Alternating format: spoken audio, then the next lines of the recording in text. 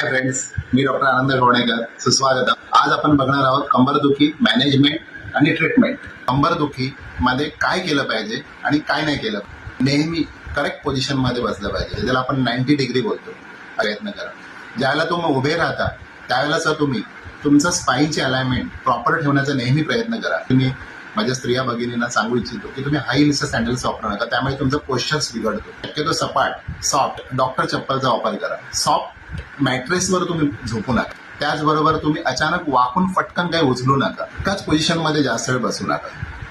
एकाच पोझिशनमध्ये जास्त वेळ बसल्यामुळे मसल स्टिफनेस येतो. जर तुम्ही बसलेले असाल बराच वेळ, अर्धा तास बसला असाल, तर थोडी पोझिशन चेंज करा. चाला थोडा वेळ.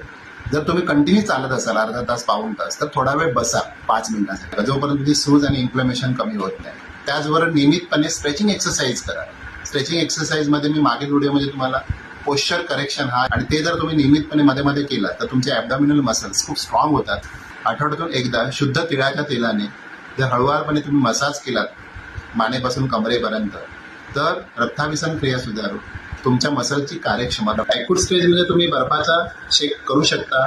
एक वर्ष उलटून गेलं असेल तर तुम्ही हॉट फोमेंटेशन म्हणजे गरम पाण्याच्या पिशवीचा शेक वगैरे करणं अतिशय उत्तम ठरेल. आता आपण 5 अशी होमिओपॅथिक मेडिसिन बघूया की स्पोर्ट्स इंजुरी. काही बायका असतात की त्या अयोग्य पद्धतीने काम करतात, पटकन एखादी वस्तू उचलतात, त्यामुळे येणारी चमक असेल, उसन भरणं आपण मराठीमध्ये म्हणतो. तर 2 औषधं अतिशय चांगली काम करतात त्याच्यामध्ये. एक आहे रक्स्टॉक्स आणि रुटा. मसल्समध्ये जर स्टिफनेस आलेला असेल तर तुमचा निश्चितच दूर व्हायला मदत होते. दुसरं औषध आहे अर्निका मॉन्टाना. तुम्हाला जुना मार 10 वर्षापूर्वी लागलेला असेल, 15 वर्षापूर्वी लागलेला असेल किंवा आता रिसेंटली लागलेला असेल. त्यानंतर मी तुम्हाला स्त्रियांमध्ये वारंवार आढळणाऱ्या कंबरदुखीबद्दल सांगतो. सिझरिंग डिलिव्हरीमध्ये फुल देतात, एक इंजेक्शन देतात, त्यामुळे बऱ्याच बायकांना नंतर कमरेचा त्रास सतत होत राहतो.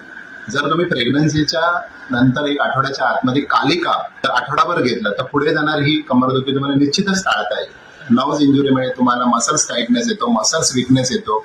बऱ्याच वेळेला हातापायाला मुंग्या येतात, सुन्न पडतो, बधीर पडतो. त्या भागाची पॉवर हळूहळू कमी व्हायला सुरुवात होते. हायपेरिकम 200 पॉवरचं औषध निश्चितच तुम्हाला पुढे जाणाऱ्या सगळ्या कॉम्प्लिकेशन टाळू शकतात.